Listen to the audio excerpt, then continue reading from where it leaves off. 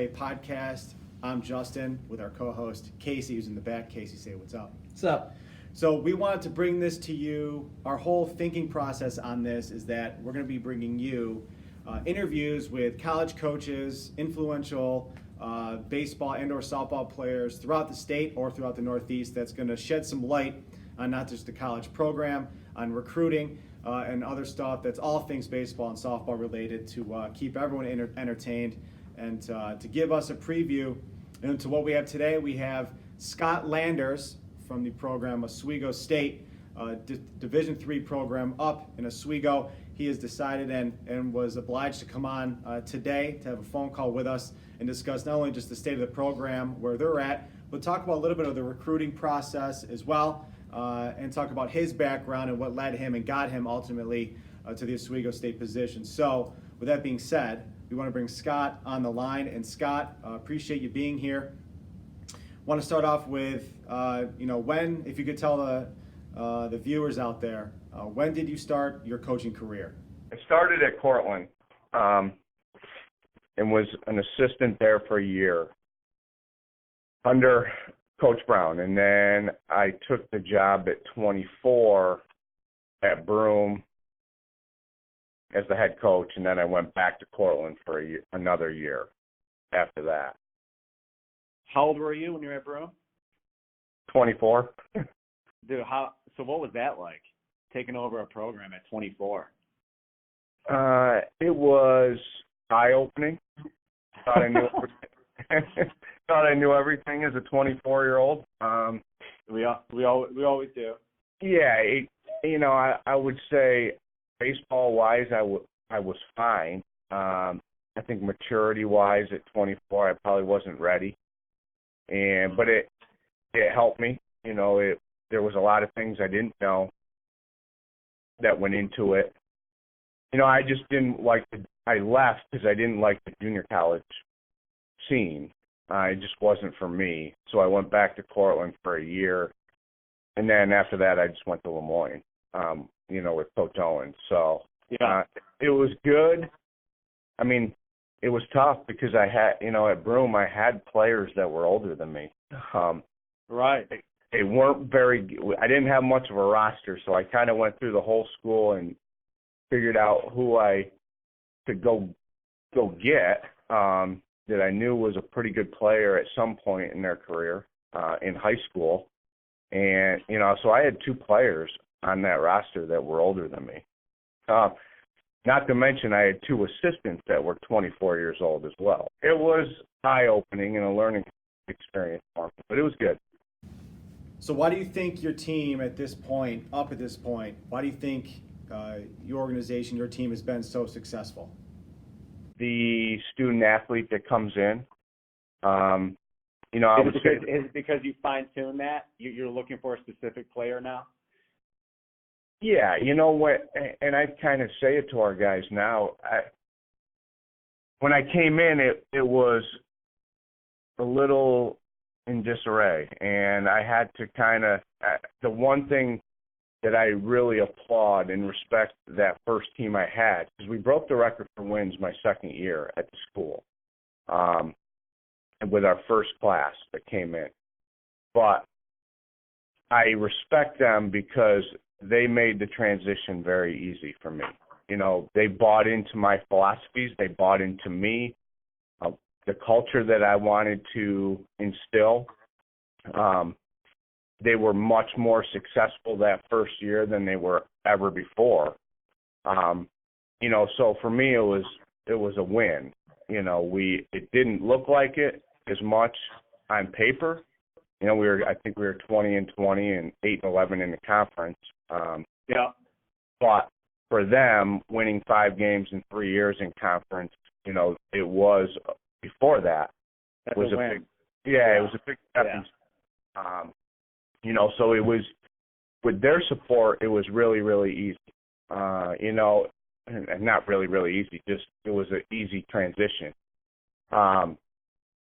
Since then, I would say, the support from the institution, support from alumni, and just getting the right guys here, and having those guys, you do have to create a relationship with them because they got to trust you. They got to trust you when to come here, and they got to trust you when they're here. So, right. Yep. Just finding the right guys that really fit the school academically, find the right guys that fit our program, our personality, and that really want to go to school, get an education, and play baseball. So Scott, if you could just a little bit, if you could go into, talking about your program and the facilities you have there, tell us what type of facilities do you have to work with the coaching staff and the players that are there? We really do have good indoor facilities. You're indoors half the time you're at school. So if you really stop and think about it with college baseball, it's been awesome up here this fall. It's still nice. We just got done with our fall season, 2 weeks ago, and we have a nice weight room. We have cages right here where they can go in every day. That also has pitching stuff in there. We call it the cages, but it's our own facility, us and softball. We have an indoor field house with turf. We have right outside that, they have the turf stadium. So it's very easy for us to plan practice, and we have multiple facilities to use where we're not really fighting everybody else. And the guys can go in and get their stuff done and really become the best player they want to be. Because for me, I can't work with them in the off season right now. So right, baseball wise, so you got to trust them, and they have to. And what I've learned is the more accessible things are to them, the easier it is for them to do it. Sure. If they got to wait till 11 o'clock at night or 9 o'clock to hit, or they have to walk wherever to go do some defensive, whatever it is, they're more than likely not going to do it. So for us, having the indoor facilities that we have allows them to become a really good player, especially when they got to do stuff on their own. Okay, now switching it up into the events. Then we run the scouted tournaments with Prep Baseball Report New York, with the scouted events tournaments all across the state from Buffalo to Long Island. When you're there at these events, or you're there at a showcase, or you're at a tournament, what exactly are you looking for in a player when you're at these types of events? Well, I would say the first thing is look the part and be the part. And what I mean by that is, obviously everybody wants to dress well, and show up with a nice uniform, tucked in, hat on straight, that type of thing. But really, I want to know how they react with their family and their parents, and how they react with and interact with teammates. That's big. If they're not a good person with their parents, and they're not a good person with their teammates, they're probably not a good fit. And that you're kind of flirting with disaster right off the bat. Right. It doesn't change when they get to college. And for the kids who are listening to this, I truly think the way you present yourself at the field, in the dugout, is huge. How you carry yourself on the field. Do you hustle? Right? Are you a dog? Do you Cadillac a ball to first base, or a ground ball? Are you hustling it? Those things matter. Those things matter in our world. And when we're trying to distinguish between the right and the wrong for our program, especially, for me, I don't have to deal with money and putting values on guys at this level. But, if a Division I guy is down to two players, and one's a dog and one's always hustling, who they're going to take. And, yeah. So I would say that's the biggest thing for kids to take away from this. Do you have the confidence? That's big for me. Can they get on the mound and can you see it in their eye that, the guy that has it on the mound, but average stuff is probably going to be better than the guy who has good stuff and doesn't have it on the mound, mentally and the makeup. So Right. I think those things are key for young student athletes to understand, that we're looking at. We're looking at the hustle. We're looking at how you your interaction with other people. Do you have it in your eye? Do you have the confidence? Are you scared? And then it goes into the other stuff. How athletic are they? How fast does their arm go? What's their speed? Do they play athletic on the field? That type of stuff. So in your opinion, what do you think and why is a Champions event or Prep Baseball Report series so important to you? These things like you guys, and Champions and PBI, like all these events, and where it's on video, it's easy for me to say, okay, we need 3 right-handed pitchers. And I go on there and watch videos and say, okay, that guy's for us, that guy's not for us. Or we need an infielder, we need a catcher. Right? He throws well, he doesn't block well. It's on there. It's at our fingertips. So those are very useful for us. So if people do have the money and can get on there, do it. Yeah. That's our world. That's everything's at our fingertips now. With Twitter and with Instagram and all the programs that have come out and showcase events. Like, it's easy for us to. It makes our job easier. I'll put it that way. So we talk about this all the time. What exactly does a player need to do to catch a coach's attention? What are the if it's not it's not so much being an athlete, it's not so much having the talent, having the skills. I mean, what exactly are you looking for when you're trying to find that player to join your program?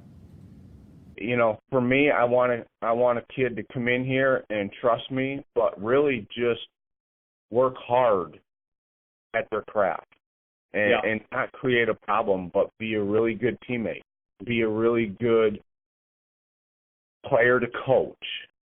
Just absorb everything. That's the guy you want. Here, or at least I do. Yeah, sure. I don't. The less problems, the better off we are in my personal life and as a team. Without the distractions, everything flows a lot smoother. So, but the ability on the field obviously does play a big part of it. How does it translate onto the, if you're athletic, how does it translate onto the field?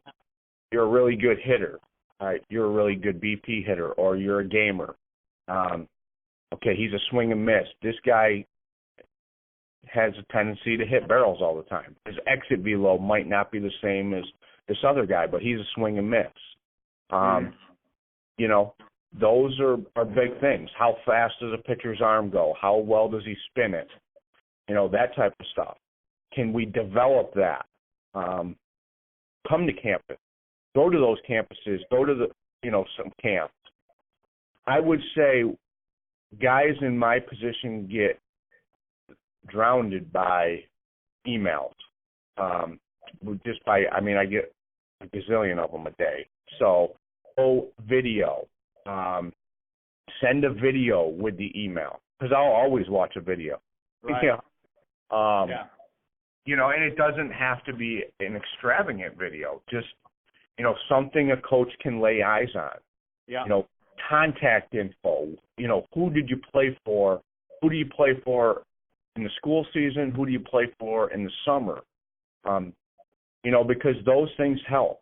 It's not just, Coach Landers, I'm interested in Oswego. What's the next step? Like, I don't know. I don't know. I can't tell you.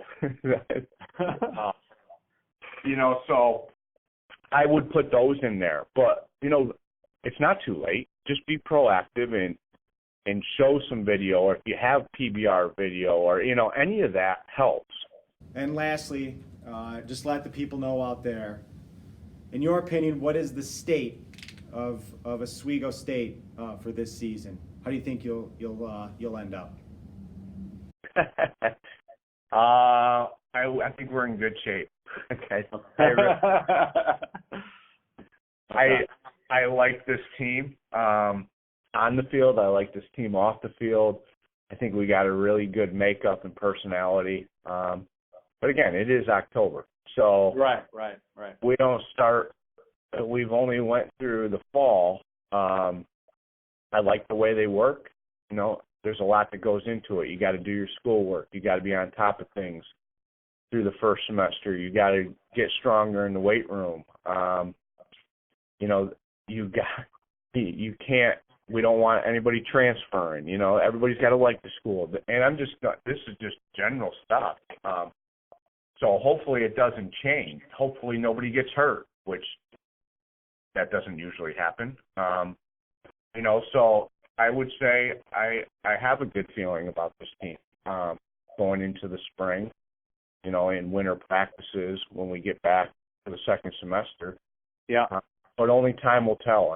And if they put the work in, I think we could be, hopefully pretty good. Scott, we appreciate it. Thank you, and good luck this season. Thank you. Appreciate it. Yeah. I thank you guys for everything you guys do. So from all of us here at the Triple Play Podcast, we want to thank you for listening in. Also, you can subscribe to our YouTube channel, which is Triple Play Podcast. Triple Play Podcast. You can go ahead and subscribe on the right-hand side. Click the button, and we'll be able to upload all these videos and photos and good things up there so you can take a view. And again, we appreciate it. We thank Scott Landers for being on, and we're looking forward to posting more of this valuable information in the coming weeks.